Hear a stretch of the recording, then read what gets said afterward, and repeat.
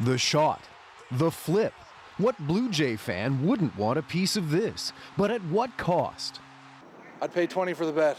20 grand, he means. That's not far off. The jersey Jose Bautista wore when he hit that now famous home run to help the Jays win the division series went up for auction about an hour after the game.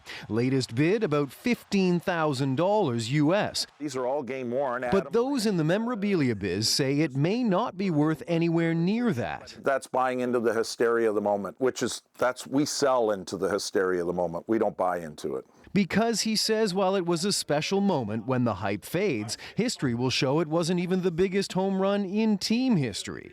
Now the 2-2. Well hit down the left field line. Way back and go! Arguably, it wasn't even the second biggest. And this game is tied. Roberto Alomar. Experts say that $15,000 jersey today might be worth a third of that a year from now, if you can find a Jays fan to buy it. Just seeing the game is enough for me, so no, I wouldn't bother. Oh my goodness.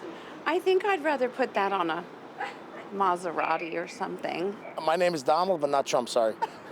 Such a fickle investment, these sports souvenirs. Still, all it takes is one buyer with the money and the memory.